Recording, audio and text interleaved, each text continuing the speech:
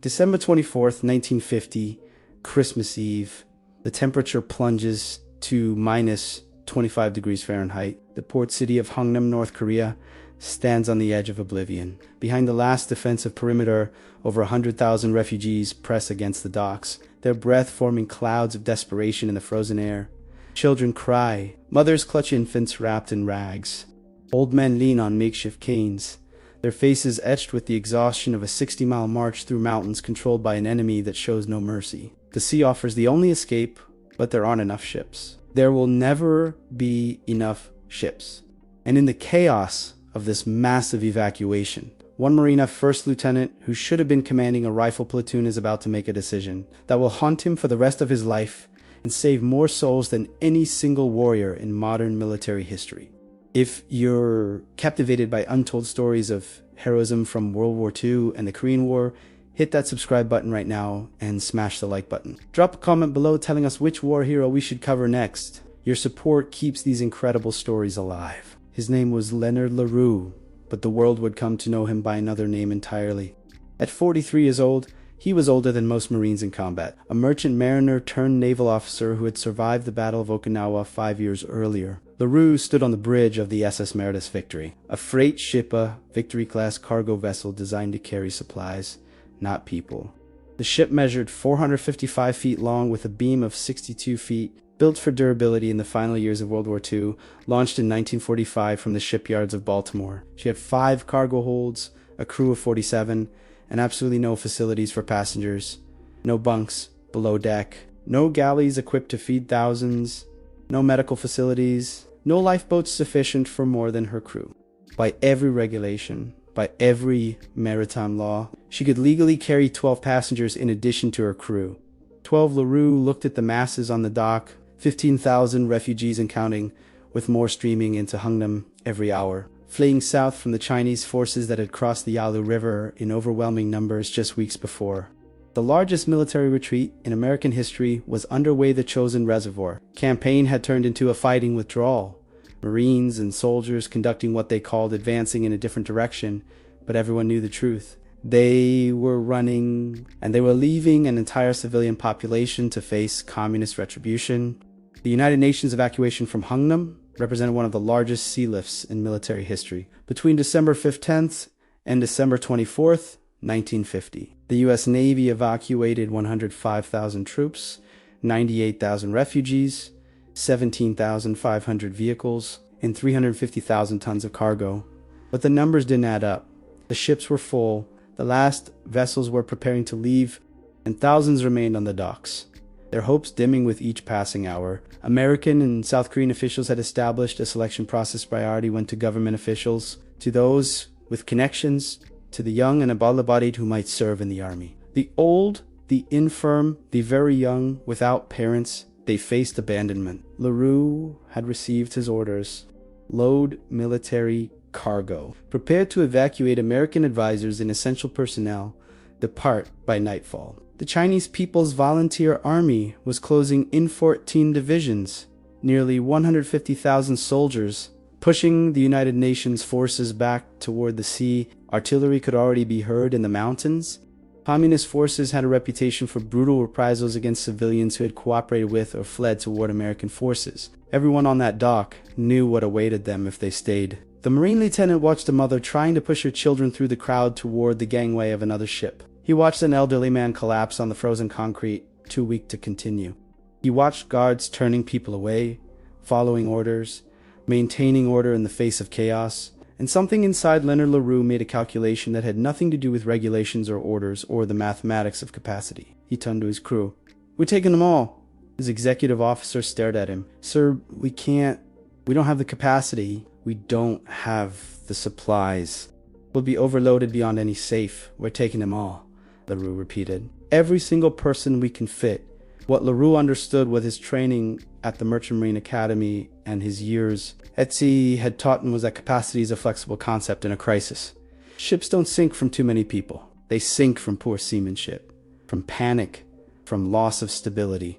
If he could maintain order, if he could keep the weight distributed, if he could keep the refugees calm and positioned correctly, the Meredith Victory could carry far more than anyone imagined. At 11 p.m. on December 22nd, 1950, Leonard LaRue opened the cargo holds of the SS Meredith Victory to the refugees of Hungnam. What followed was a logistical miracle born of desperation and determination.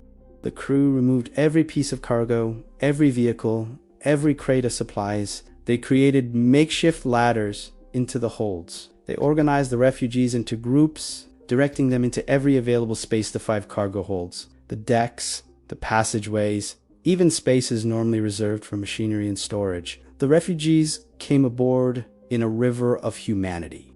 Families stayed together when possible, but in the crush and chaos, some were separated. Parents handed children to strangers with whispered promises to reunite. The elderly were lowered into the holds on ropes and pulled. Pregnant women moved slowly through the narrow passages.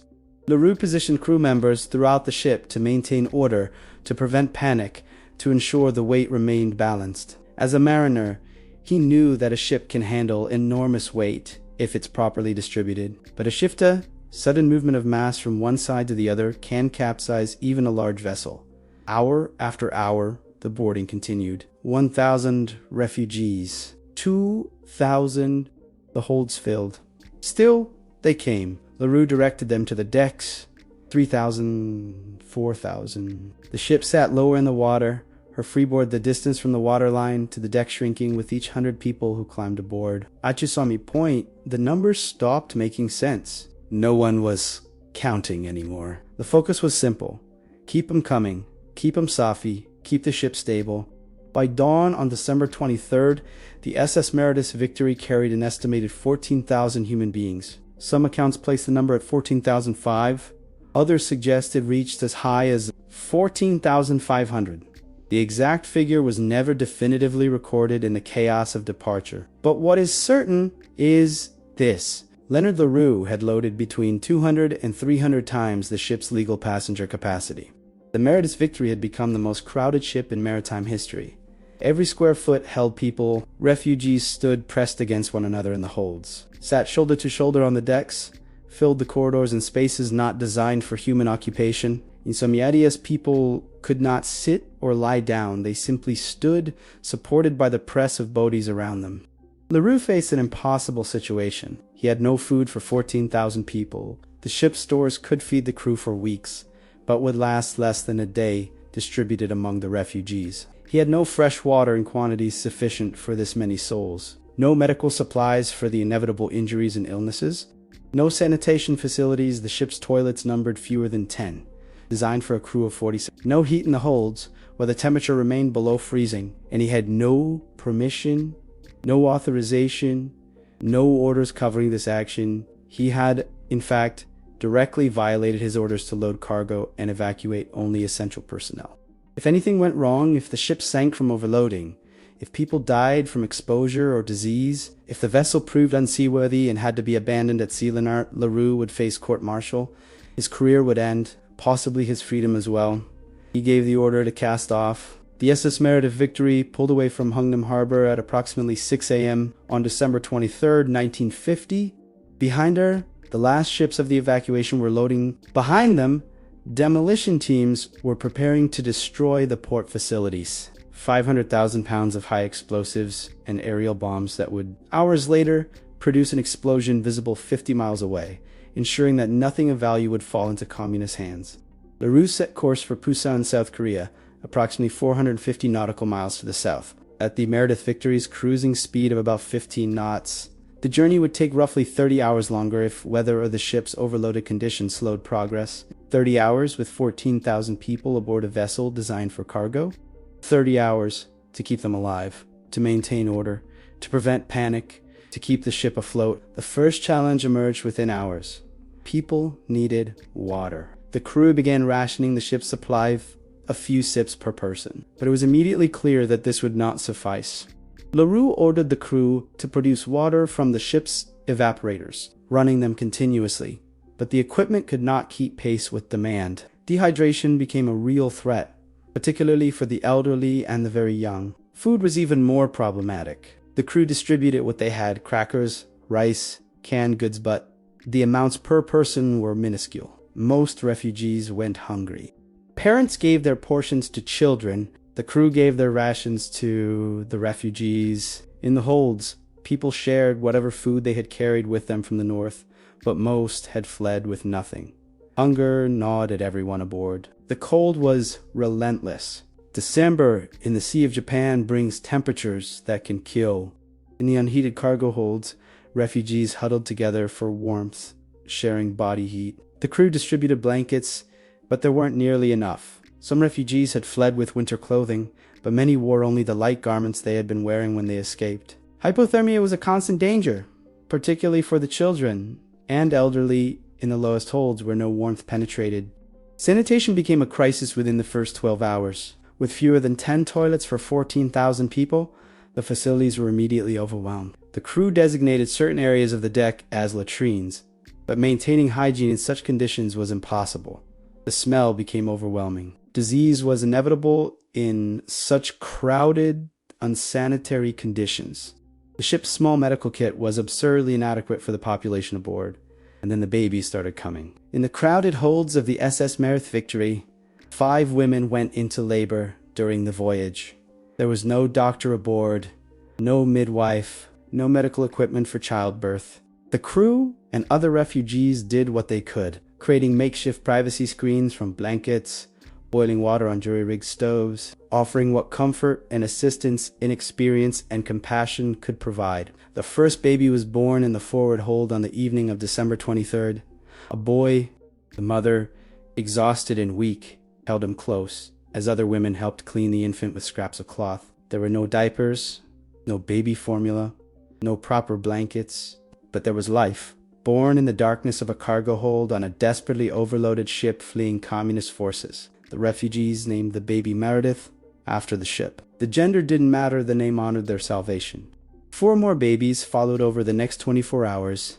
5 births. 5 new lives that began in the most unlikely of circumstances. Miraculously, and this detail would become central to the story's legendary status knots.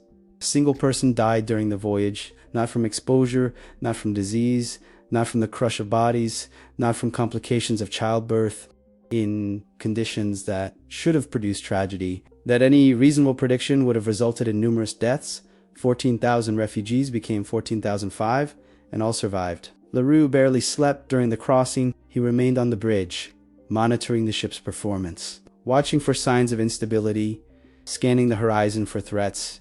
The Meredith Victory wallowed in the water, heavy and sluggish, responding slowly to the helm. She was dangerously overloaded by any standard, riding low enough that heavy seas could have swamped the decks.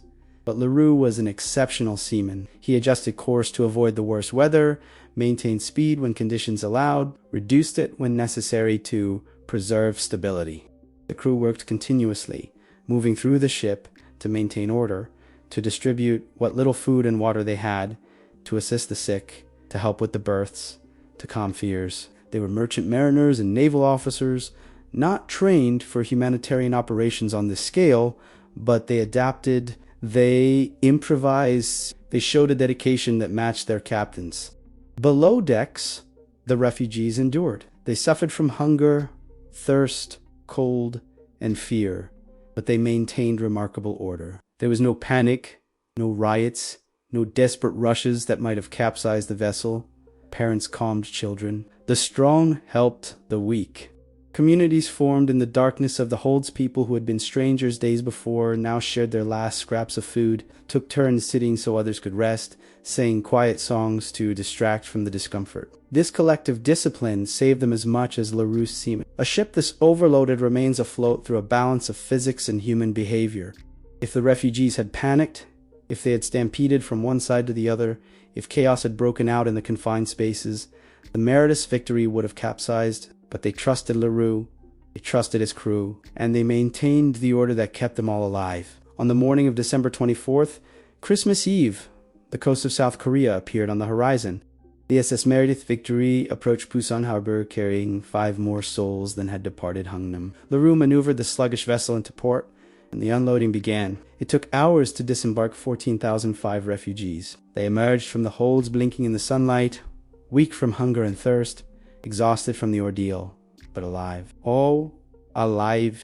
Medical personnel and relief workers swarmed the docks, providing food, water, medical care. The refugees were processed, documented when possible, and moved to camps and temporary housing. The magnitude of what had happened took time to register. As reports filtered up the chain of command, military officials struggled to believe the numbers. 14,000 people on a single cargo ship. It seemed impossible. But the refugees were there, solid evidence of an impossible feat. The SS Meredith Victory had achieved something unprecedented in maritime history. The Dunkirk evacuation of World War II, often cited as the greatest maritime rescue, evacuated 338,226 soldiers over 9 days using hundreds of vessels on average of about 37,580 per day, distributed across the entire flotilla. The Titanic, by comparison, carried 2,224 people, crew and passengers combined, that had been considered a heavily loaded ship. Modern cruise ships with purpose-built passenger facilities carry between 2,000 and 6,000 passengers. LaRue had exceeded every reference point by an order of magnitude. The 5 babies born during the voyage became symbols of hope, life emerging from desperation, futures beginning in the midst of catastrophe. Some were named after the ship, others received names meaning salvation or mercy in Korean. These children would grow up in South Korea, many eventually emigrating to the United States, living lives their parents could never have imagined on that frozen dock in Hungnam. Leonard LaRue faced Instead, military officials quietly recognized that while he had violated numerous regulations and orders, he had also executed one of the greatest humanitarian rescues in history.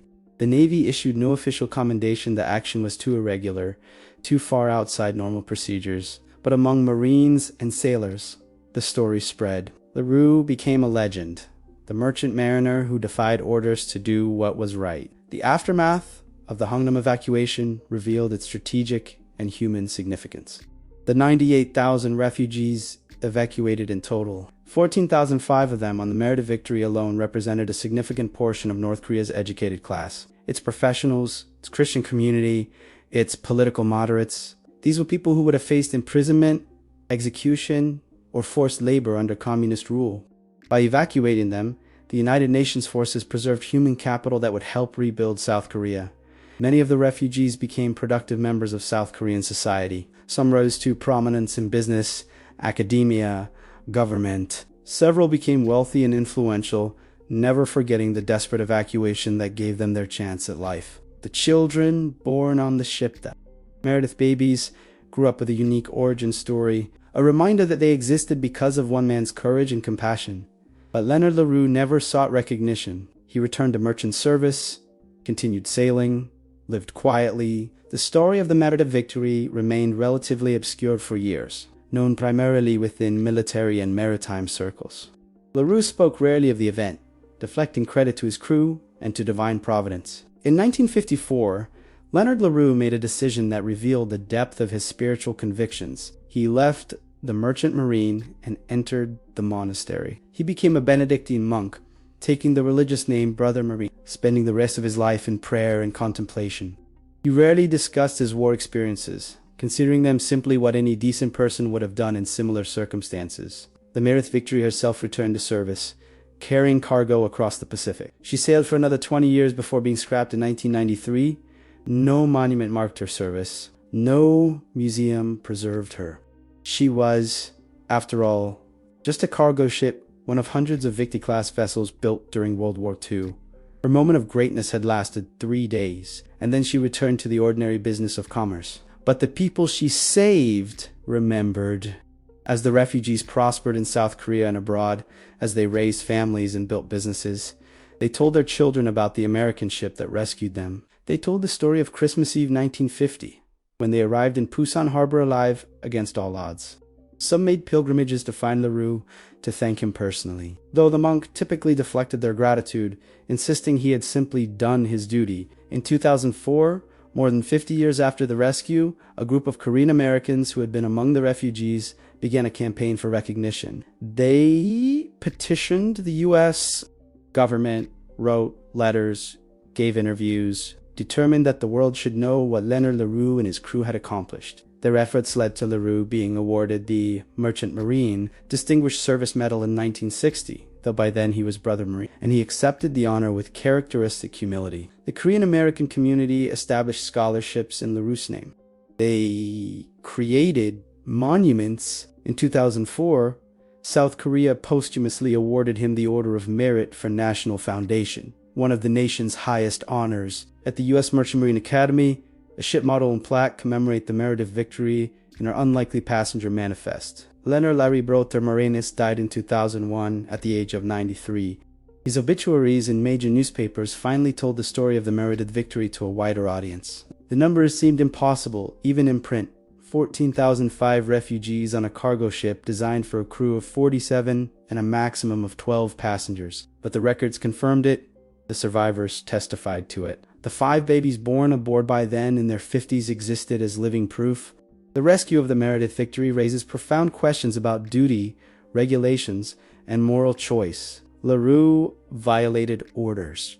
He endangered his ship and crew. He took risks that no maritime authority would have approved. By every rulebook, he was wrong. And yet he was profoundly right. The regulations that limited passenger capacity existed for good reasons: stability, adequate life-saving equipment. But those regulations contemplated normal circumstances. They could not account for 14,000 desperate people facing certain death if left behind. LaRue understood that some situations transcend regulations, that human life has a value that cannot be calculated in capacity formulas and safety margins, that a ship can carry more than her specifications suggest if the alternative is abandoning people to their fate. He made a command decision based not on regulations but on conscience, and in doing so, he demonstrated leadership of the highest order. This story also illuminates the choices made during war, the terrible arithmetic of evacuation under fire. At Hungnam, authorities had to decide who would be saved and who would be left behind. The initial selection criteria prioritized utilities government officials, military-age males, people who could contribute to the war effort. The old, the sick, the very young without parents ranked low in this calculus. It was brutal but logical by military standards. LaRue rejected that logic. He saw human beings, not categories. He saw mothers with children, elderly, who had survived decades of hardship. Families that deserved a chance at survival regardless of their utility to the state. His decision was fundamentally democratic. Everyone who could fit would be saved without selection or prioritization. First come, first served, until the ship could hold no more. This egalitarian approach, combined with extraordinary seamanship and remarkable discipline from the refugees themselves, produced a miracle. But it's worth noting that it was a miracle that should never have been necessary. The Hungnam evacuation succeeded because military forces prioritized saving civilians alongside their own troops. In many conflicts before and since, civilian populations have been abandoned when military forces reached. The decision to evacuate refugees at all represented a commitment to humanitarian values that not all militaries have upheld. The broader Hungnam evacuation, involving dozens of ships and over 100,000 refugees, demonstrated that modern militaries possess the capability to save civilian populations at risk when there is will to do so. The logistics were complex, the risks real, but it was achievable. In later conflicts, Vietnam, Iraq, Afghanistan, similar evacuations would face similar challenges. The lessons of Hungnam, and particularly the example of the Meredith Victory, showed what was possible when individuals were willing to take personal risks for humanitarian ends.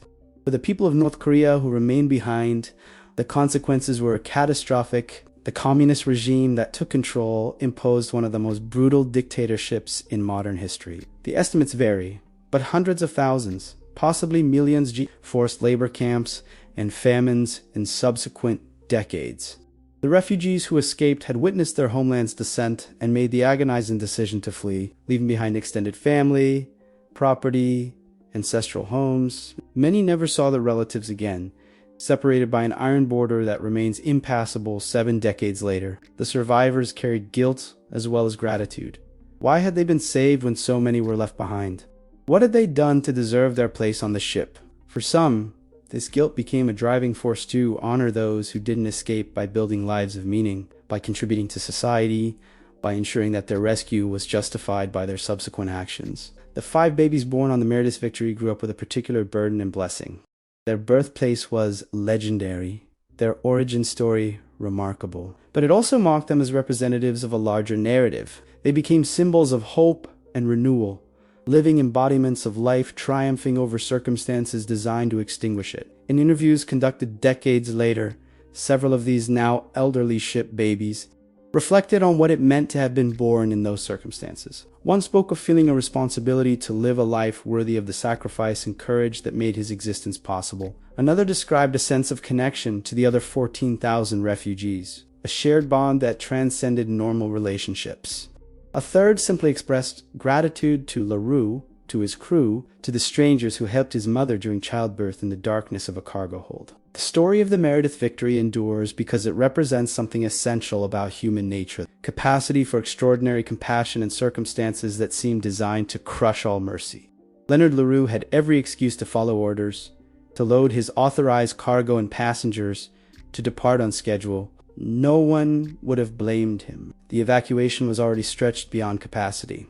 One ship, one man, couldn't save everyone. But he tried, and he succeeded beyond any reasonable expectation. 14,005 people owed their lives to a decision made by a Marine lieutenant who looked at a desperate crowd and said, "We're taking them all. This is what heroism looks like, not dramatic battlefield charges or last stands, though those have their place." Sometimes heroism is a logistics officer making an impossible decision work through skill and determination. Sometimes it's a crew working themselves to exhaustion to keep thousands of strangers alive. Sometimes it's refugees maintaining order in terrible conditions because they trust the man piloting the ship. Sometimes it's 5 babies born in the darkness, their first cries announcing that life continues even in history's worst moments. The Hungnam evacuation and the Meredith Victory in particular offers lessons for our own time. We live in an era of mass displacement, refugees, fleeing war, persecution, climate change, economic collapse. The images of desperate people crowding onto inadequate vessels, of families risking deaths to escape worse fates, echo the scenes from Hungnam Harbor in December 1950. The same questions arise. Who will be saved? Who must be left behind? What risks are acceptable in attempting rescue? What regulations can be broken in service of human life? Leonard LaRue provided one answer. When the choice is between rules and lives, choose lives. When the choice is between possible and necessary, find a way to make the necessary possible. When the choice is between your career and 14,000 souls, sacrifice the career. Not everyone can be Leonard LaRue. Not everyone will face that specific choice. But we all face smaller versions of it, moments when we can follow the comfortable path or take a risk to help someone in desperate need. Moments when regulations suggest one course, but conscience demands another. Moments when we can do the minimum or attempt the impossible. The Meredith Victory proves that the impossible is sometimes achievable, that human ingenuity and compassion can overcome logistical obstacles that seem insurmountable, that ordinary people, merchant mariners, naval officers, cargo ship crews can accomplish extraordinary things when necessity demands it, that a freight vessel built to carry supplies can carry something far more precious, hope in the form of 14,000 human beings and 5 babies born en route to freedom. In a century marked by genocide, ethnic cleansing, and mass atrocities, the story of the Meredith Victory stands as a counter-narrative, a reminder that even in the darkest times, even in the midst of war and chaos, some individuals choose to save rather than destroy, to include rather than exclude, to risk everything for strangers they will never see again. Leonard LaRue, who became Brother Marie, lived out his days in monastic quiet, but his 3 days commanding the Meredith Victory echo across the decades. Every descendant of those 14,005 refugees, and by now there are tens of thousands, owes their existence to his decision. The families built, the businesses created, the contributions made to society, all trace back to Christmas Eve 1950 when an overloaded cargo ship arrived in Pusan harbor carrying the most precious cargo any vessel has ever transported. Human life in its most vulnerable and valuable form. This is the power of individual choice in the face of immense tragedy. If this story moved you, if it reminded you that one person can make a difference even in seemingly hopeless circumstances, then subscribe to this channel. Hit that like button. Share this story with someone who needs to hear it. The heroes of history deserve to be remembered, and your support ensures their stories continue to inspire. What other untold stories of courage should we explore? Tell us in the comments below.